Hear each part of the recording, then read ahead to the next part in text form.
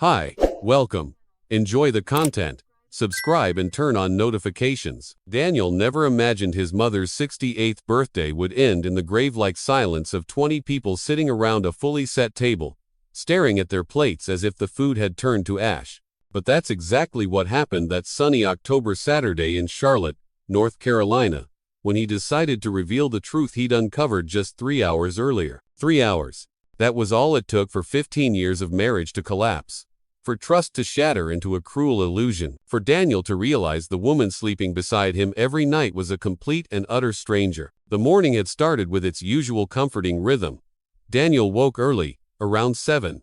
The air was cool, and the first light of dawn painted the bedroom in soft shades of gray and pale orange. He slipped out of bed, careful not to disturb Chloe. Chloe, 42 years old, a pharmaceutical sales representative, his wife. She was still asleep, wrapped in the white cotton sheets, her blonde hair spread like a halo across the pillow. She'd come home late the night before from another work trip. This time, it was a conference in Boston. Or at least, that's what she had told him. Daniel leaned down and kissed her forehead. A familiar ritual. She mumbled something unintelligible, her breath warm against his lips, still half lost in her dreams. He drove to the small bakery a few miles away to pick up the fresh sourdough bread his mother loved. As the car hummed along the quiet suburban streets, his mind drifted. He thought of the first time he'd met Chloe, back in college. The immediate, electric connection, the late-night talks, the shared dreams, the feeling that he had found the one person who truly understood him. Their first few years together had been a whirlwind of passion and discovery. Then came the mortgage, the promotions, the responsibilities, the arrival of Olivia, now 13, and then Noah, 10. Life had settled. It had become stable, predictable. He worked as a logistics manager for a large retail distributor. It was a good, steady job that paid the bills and allowed them to live comfortably in a 4-bedroom house in a quiet neighborhood. He'd always valued that stability. He thought she had too. Over the past 2 years, her work trips had become more frequent. Boston, Dallas, San Francisco, sometimes twice a month. Daniel never questioned it. He was proud of her. She was dedicated, professional, and ambitious. He trusted her without a single sliver of doubt. That trust was the bedrock of their life, the silent agreement that held everything together. He saw it not as complacency, but as a testament to the strength of their bond. When he got back, the kids were already awake, watching cartoons in the living room, the sound of animated explosions filling the house. The smell of coffee was in the air. It was an ordinary Saturday morning, so perfectly routine it was beautiful. They arrived at his parents' house around noon. The house was only 20 minutes away, a single-story brick home with a spacious backyard where the family always gathered for celebrations. At least 15 people were already there. Daniel's brother, Sam, and his wife, Julia, were chasing their kids across the lawn. Chloe's parents, George and Helen, had driven up from Columbia to be there. His mom, Margaret, greeted them with warm, tight hugs that smelled faintly of cinnamon and perfume. Soon, everyone was spread out across the yard, chatting and laughing, while his dad, Henry, fired up the grill. Chloe was radiant. She wore a light, floral dress, her hair pulled back in a relaxed bun that showed off her neck. She was talking animatedly with Julia, her hands gesturing as she described some new show she was watching. Olivia and Noah were already lost in a game of tag with their cousins. Everything seemed perfect, normal, a picture of idyllic family life. Daniel felt a surge of contentment wash over him. He watched his wife, his children, his family, all bathed in the warm October sun, and thought to himself that there was nowhere else in the world he would rather be. He was a lucky man, a very lucky man. He had no idea that the world he was admiring was already a ruin. He was just the last one to find out. It was 2:15 in the afternoon when his phone buzzed in his pocket. Daniel was helping his dad season the steaks, the familiar scent of charcoal and spices filling the air. He pulled out the phone absent-mindedly, expecting a work message or maybe a text from a cousin saying they were running late. But the number was unfamiliar, and it wasn't a text message. It was a picture. Daniel opened the file, and for a full, terrifying second, his heart stopped beating. He could feel the blood drain from his face. It was Chloe. She was standing in the lobby of a luxurious hotel. Crystal chandeliers hung from the ceiling, reflecting off gleaming marble floors. And she was hugging a man. It was not a casual, polite, professional hug. It was intimate. His hand was on the small of her back, resting low on her waist. Their bodies were pressed close, from chest to hip. Their faces were far too near, her head tilted up towards his, a smile on her face that Daniel hadn't seen in years. A smile of pure, unadulterated bliss. A smile meant for a lover. Daniel recognized the navy blue dress. She had worn it on her work trip to Dallas last month. Just below the photo was a short, brutal message. Thought you should know. He's married, too. My sister-in-law saw them together in Dallas last month and took this picture. Sorry to do it this way, but you deserve the truth. Daniel stood frozen, staring at the screen as if it were an alien object that had just fallen from the sky. The world around him faded into a dull, distant hum. His dad said something about the meat being ready, but the words didn't register. They were just sounds, meaningless vibrations in the air. He mumbled some excuse, something about needing to use the bathroom, and walked back inside the house. His legs felt like lead. He locked himself in the small hallway bathroom, the one with the faded floral wallpaper his mom had never replaced. He sat down heavily on the closed toilet lid. His hands were shaking so violently he could barely hold the phone. He zoomed in on the photo. There was no doubt, no possibility of a mistake. It was Chloe. The pearl necklace he had given her for her 40th birthday was around her neck, and the man, Daniel didn't know him, but the intimacy between them was as clear as the light of day. It was a physical language that spoke of shared secrets and stolen moments. He read the message again. He's married, too. The words echoed in his head. This wasn't a momentary lapse in judgment. This was a structured deceit. An organized betrayal. Who was he? How long had this been going on? The initial shock began to recede, replaced by a cold, sharp-edged determination. Panic gave way to a desperate need for answers. Daniel wasn't the kind of man who waited, who let doubts fester for weeks. If something was broken, he needed to see the pieces. He needed to know everything. Now, immediately, he looked at his reflection in the small, circular mirror above the sink. A stranger stared back at him, a pale, hollow-eyed man whose perfect, normal life had just been exposed as a lie. The stillness of the morning was gone, replaced by a storm raging inside him. He opened the door and walked out, his heart pounding a frantic, painful rhythm against his ribs. He walked with a purpose that felt foreign to him, straight out the front door and to the car. The October sun felt impossibly hot, a stark contrast to the icy dread flooding his veins. Chloe had left her work bag on the back seat, a brown leather tote he'd recognize anywhere. Inside, along with her wallet and makeup, was her company laptop. She always took it on trips, saying she needed it for presentations and video calls. Daniel grabbed the laptop, slid into the driver's seat, and closed the door. The interior of the car was stifling, but he barely noticed the heat. His hands were still trembling as he placed the laptop on his knees and opened it. He knew the password. It was Olivia's birthday. 11/07/12. She'd never changed it, maybe out of laziness. Maybe because she never, in a million years, imagined he would ever check. The thought sent a fresh wave of nausea through him. She had used the birth of their daughter, a sacred symbol of their family, as the key to a secret world where that family meant nothing. He felt a pang of guilt, a lifetime of respecting her privacy warring with the urgent, primal need to know. The guilt lost. The man who had received that photo was not the same man who had kissed his wife goodbye that morning. He logged into her personal email account. Gmail. She rarely checked it at home, always on her phone, always quickly. He'd never had a reason to suspect anything, never felt the need to invade her privacy. Until now, he typed Dallas into the search bar. Dozens of results appeared. He clicked on the most recent one from 3 weeks ago. It was an email exchange with a man named Richard Patterson. He opened it, and his world, which had already cracked, collapsed completely. From Richard: "Love, I can't wait to see you.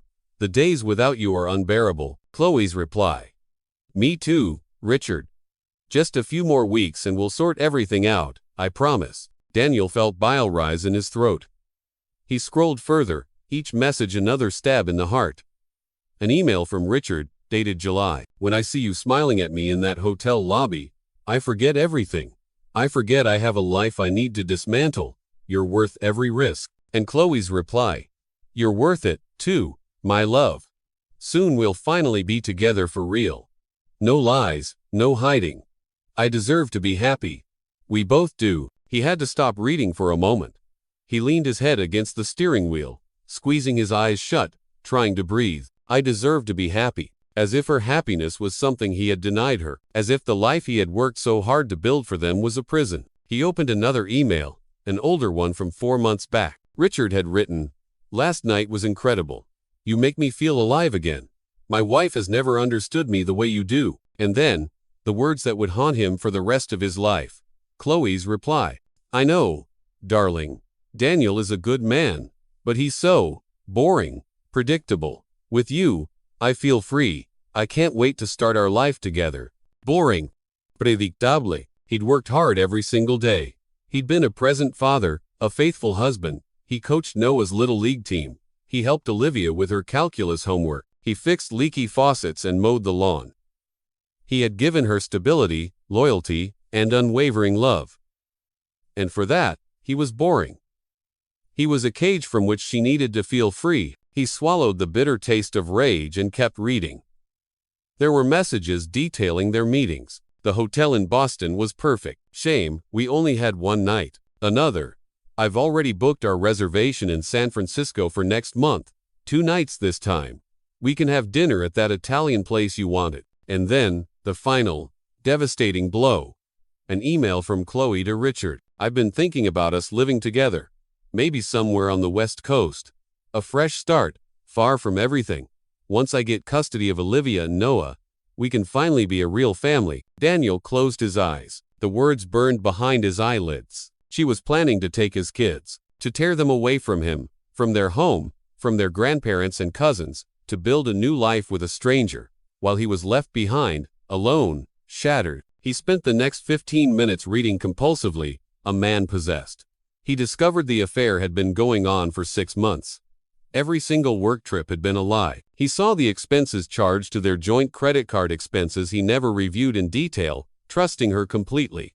Romantic dinners, hotel spa treatments, expensive gifts. He learned that Richard Patterson was a marketing executive, married, with 2 teenage children of his own. They were 2 liars, building a house of cards, indifferent to the lives they were destroying in the process. Finally, Daniel closed the laptop. The silence in the car was deafening. He put the computer back in Chloe's bag and stepped out into the blinding sunlight. The man who walked back towards the party was not a husband anymore. He was a judge, and he was about to deliver a verdict. When he came back through the side gate, he tried to compose his face, but he knew he looked pale, his expression hard as stone. His dad, Henry, looked at him with concern. "You okay, son? You look like you've seen a ghost." Daniel just nodded, unable to speak. He grabbed a beer from the cooler, not because he wanted to drink, but to have something cold and solid to grip in his hand. He watched Chloe from a distance. She was now near the head of the table, arranging the salads his aunts had brought. She was laughing at something his mother had said, her head thrown back, her smile effortless and bright. How could she stand there, surrounded by his family, her family, and smile, and chat, and act as if nothing was wrong? The thought was dizzying. He was watching a performance, a masterful, cruel performance. The woman laughing with his family, seeming so genuine, so affectionate, was a complete fraud. Every word from her mouth was potentially a lie. Every smile, a mask. He looked over at Olivia and Noah, running in a circle with their cousins, their faces flushed with joy. They had no idea. No one did. Everyone here thought Daniel and Chloe were the stable, happy couple, the model of a lasting relationship. The lie was so complete, it had consumed them all. Henry called everyone to the table. It was time to sing happy birthday to Margaret. 20 people gathered around the large rectangular tables set under the jasmine-covered pergola. Daniel sat down, and a moment later, Chloe slid into the chair beside him. She lightly touched his hand, her skin soft against his. "Are you okay?" she whispered, her voice laced with what sounded like genuine concern. "You look pale." Daniel looked at her, her worried blue eyes, her caring expression. Lies. All lies. He didn't respond, just pulled his hand away as if her touch had burned him. Chloe looked confused, hurt even, but didn't press further. Margaret sat at the head of the table, her face glowing with emotion, surrounded by her children and grandchildren. Henry stood up and began a heartfelt speech about 45 years with his wife, about the family they had built together, about a love that had withstood the tests of time. People laughed. Some discreetly wiped away tears. It was a beautiful, familiar moment, full of love and history, and Daniel was about to destroy it. He had to. He couldn't carry this weight alone. He couldn't sit there and participate in this grotesque charade for one more second. He wouldn't protect someone who had so thoroughly annihilated his trust, his life, his future. When Henry finished and everyone started tapping their forks against their glasses, ready to break into song, Daniel stood up. The tapping stopped. The chatter died. Everyone looked at him, expecting a toast, another emotional speech. Chloe frowned, confused. "Daniel," she whispered, a warning in her tone. He ignored her. He looked around the table at the familiar, beloved faces. His mom smiled, expectant. His dad raised an eyebrow, curious. Chloe's parents, George and Helen, seated across from him, looked on with warm interest. And then Daniel spoke, his voice steadier and colder than he thought possible. "Before we sing Happy Birthday," he said, each word deliberate and clear, "I have something important to say." The silence grew heavier. Vanessa's eyes widened, confusion turning to something that looked like panic. She seemed to sense what was coming. "A little over an hour ago," Daniel continued, his voice cutting through the silent air, "I found out that Chloe has been having an affair for the past 6 months. The shock was instant and visceral." Helen brought a hand to her mouth, her eyes wide with horror. George froze as if turned to stone. Margaret let out a small, wounded whimper, her hand flying to her chest. Henry slowly closed his eyes, his jaw clenched tight. Julia, his sister-in-law, began to cry silently. And Chloe went as white as paper, her hands gripping the edge of the table. "Daniel, what are you?" she started, her voice shrill. He cut her off, his voice still calm, but laced with a pain that cut like glass. "With a man named Richard Patterson." She used her work trips to meet him. Boston, Dallas, San Francisco. None of them were for work. They were for hotel rendezvous.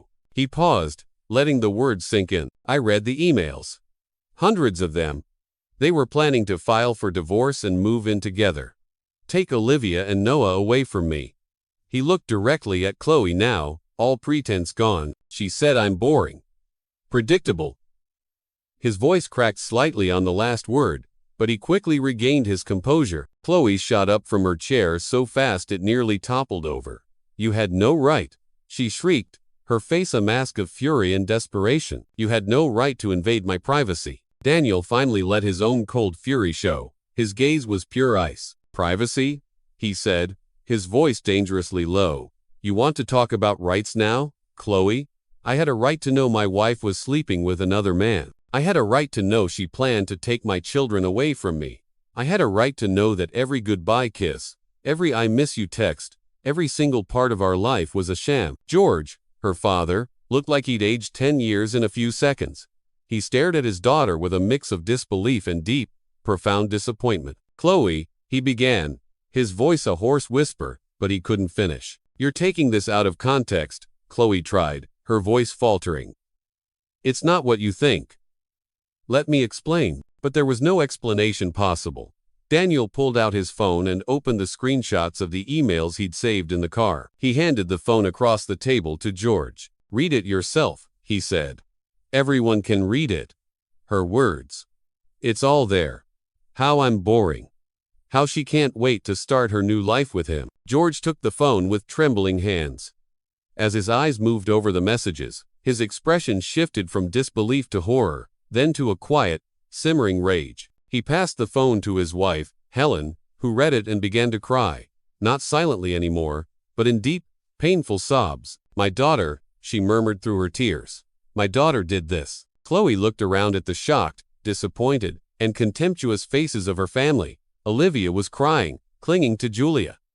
Noah looked confused and scared. No one spoke up for her. No one came to her defense. The condemning silence was deafening. And then she did the only thing she could do. She fled. She ran from the table, out the side of the house, without looking back. A moment later, they heard the car door slam, and the sound of an engine roaring to life. The screech of tires on the pavement was the final, ugly sound of their life together ending. The sound faded, leaving only a heavy, oppressive silence hanging over the ruined party. In the terrible quiet that followed the sound of Chloe's screeching tires, Olivia stood up and ran to Daniel. She wrapped her arms around his waist and buried her face in his chest, her small body racked with sobs. "Dad," she choked out, the word muffled against his shirt. Noah came too, more hesitantly, his eyes wide with a confusion that broke Daniel's heart. Daniel wrapped both of his children in his arms, holding them tight against him, and finally let his own tears fall. He didn't have to be strong anymore. The truth was out. The performance was over. The aftermath was a blur of quiet sympathy and controlled chaos. Margaret cried softly, comforted by Henry. Helen was inconsolable, her husband George trying to calm her while looking shell-shocked himself. Sam came over and put a firm hand on his brother's shoulder. "You did the right thing," he said quietly. "It wasn't easy, but it was right. She didn't deserve your protection." People began to leave slowly, murmuring condolences as if there had been a death, and in a way, there had been. The death of a marriage, of a family as they knew it. Sam and Julia took Olivia and Noah back to their house for the night. It was better for them not to go home yet, not to that empty house full of ghosts. Daniel stayed, helping his parents clean up, moving on autopilot. His hands worked, but his mind was numb. Before he left, Henry hugged him, long and tight. "You're stronger than you think, son," he whispered. "And we're here. Always." That night, lying in the guest room of his childhood home, sleep was impossible. He stared at the ceiling, replaying the day's events over and over. Did he regret it? Did he regret blowing up his life in front of everyone he loved? No. Amidst the pain and the wreckage, he felt something else. A strange, profound sense of relief. The crushing weight of the secret, the burden of her lie, was no longer his alone to carry. The truth, however ugly, was out in the open. First thing Monday morning, Daniel called a lawyer, an experienced divorce attorney recommended by Sam. He moved with a mechanical efficiency, a man on a mission. The next few days were spent meticulously gathering evidence. The emails, the screenshots, and now the credit card statements, which he finally investigated. He found the charges for romantic dinners he'd never attended, hotel stays in cities he'd never visited, all paid for with their joint card. It was a cold, transactional record of her betrayal. Chloe tried to call. Dozens of times. Her name would flash on his screen, and he would stare at it with a feeling of complete detachment, then press the ignore button. She sent desperate text messages. "Daniel, please. We need to talk. I can explain. It wasn't what you think. I'm so sorry. I still love you. Don't do this to our family." He read the messages and felt nothing but a cold, hard finality. There was nothing to explain. The words written in those emails were indestructible, undeniable. Love? She didn't know the meaning of the word. He met with his lawyer, a sharp, empathetic woman named Miss Albright. He laid out all the evidence on her polished mahogany desk. She examined everything, her expression growing more somber with each page. When she was done, she looked up at him and gave him a sad smile. "With this," she said, her voice gentle but firm, "primary custody of the children will be yours. There will be no question, and the division of assets will favor you as well." There was no sense of victory in her words. No triumph. Just the grim, legal confirmation of his new reality. He was no longer a husband building a future. He was a single father fighting to protect what was left of his past. A year passed. Seasons changed. The raw, open wound of that October Saturday slowly began to scar over. Daniel was sitting on the cold aluminum bleachers at Noah's soccer game.